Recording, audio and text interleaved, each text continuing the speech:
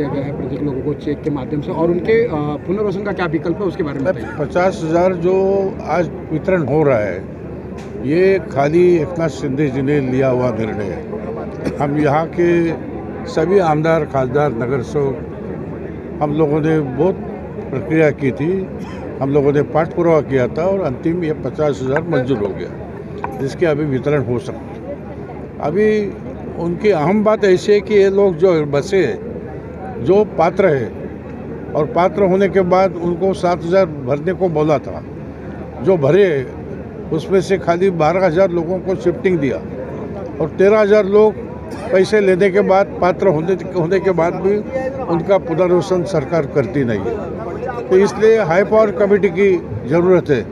ये high power committee हम लोगों ने मांगी है। हम सब लोग इस हाई पावर कमेटी में हम लोग सम्मिलित रहेंगे। हाई पावर कमेटी में सबसे अहम मुद्दा रहेगा कि जमीन वन खाते के लिए जो वर्ग की है उसमें से कई जमीन ईपी दिनशा की है। अगर ये ईपी दिनशा की ज़मीन रहेगी तो ये ज़मीन पुनर्वसन के लिए अच्छा क्षेत्र रहेगा। अगर नहीं होगी तो अच्छी कमर्शियल वैल्यू वाली ज़मीन सरकार हमें दे दे, वहाँ ये पुनर्वसन हो जाएगा। जैसे चांदीवली में हुआ वैसे जो 13,000 लोग हैं उसका हो जाएगा। अभी एक सवाल आपने पूछा था कि ये जो पात्र है 7,000 भरा है, उसके सिवा भी कई लोग अंदर घुसते, तो इनकी जिम्मेदारी ना सरकार लेगी ना जिला प्रशासन, और हम भी उसके लिए जिम्मेदार नहीं रहेंगे।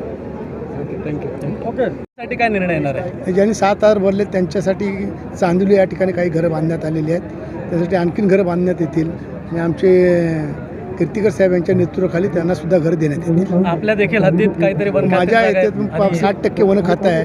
मुख्यमंत्री मोदींकडे त्याबाबत बैठक लावलेली आहे। ज्यांनी 7,000 भरले त्यांना शासन घरं बांधून देण्याचं आहे, पण 2011चा जो क्रायटेरिया लावलेला आहे त्यांच्या मार्फत सुद्धा वन खात्याच्या बाजूला असणाऱ्या जागेमध्ये त्यांना घरं बांधून द्यावी असं जेव्हा एकनाथ शिंदे साहेब नगरविकास मंत्री होते तेव्हा त्यांनी सूचित केलं होतं।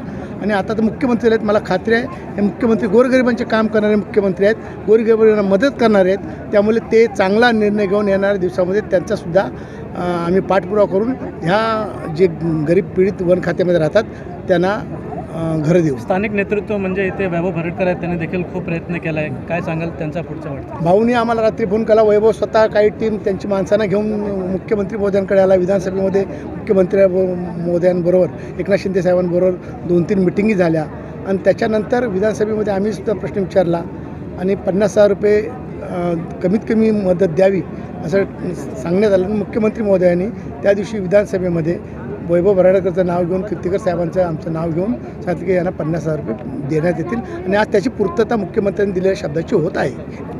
दादा, आज आखिरकार आपकी मेहनत रंग लाई, बहुत काफ़ी मेहनत किया था आपने आग लगने के बाद लोगों को। आज 50,000 का चेक मिला है, लोगों में बहुत खुशी है, क्या कहना चाहेंगे? देखिए, ये मेहनत नहीं थी, एक लड़ाई थी, इसे मेहनत नहीं कहते। ये बहुत बड़ा संघर्ष है और पहली बार किसी को घर जलने के बाद शासन की ओर से पूरा 50,000 कहीं पर दिया गया है। वो हमारा क्षेत्र है अंबेडकर नगर, अप्पापाड़ा। इसके लिए जो मेहनत करनी पड़ी दिन रात, साहब कहाँ पे, हमारे मुख्यमंत्री साहब, हमारे मराठी में कहते राजासारखा माणूस, मोठ्या मनाचा माणूस। हमारे मुख्यमंत्री साहब बड़े दिल के राजा हैं। उन्होंने उनके मुख्यमंत्री सहायता निधि से अभी तक जितने बीमार पेशेंट्स सबको जिस तरह से मदद की है, उसी तरह से ये अग्निपीड़ित लोगों को उन्होंने हर एक घर को 50,000 देने का जो वादा किया था आज वो पूरा किया है।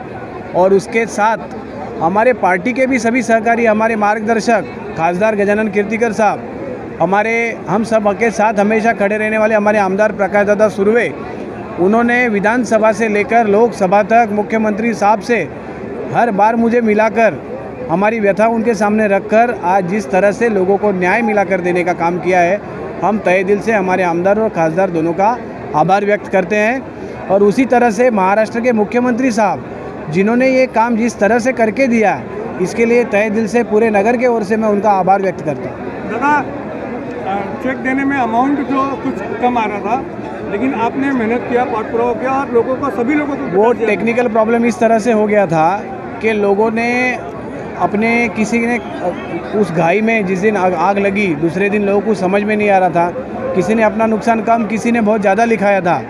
तो उसके बाद अगर किसी ने कम लिखा है तो 8-10 हज़ार में किसी का झोपड़ा नहीं खड़ा होता है। तो सबको एक ही साथ 50,000 देने का वायदा जो मुख्यमंत्री साहब ने किया था, उस पर हमने काम किया और आज लोगों को 50,000 मिल रहा है।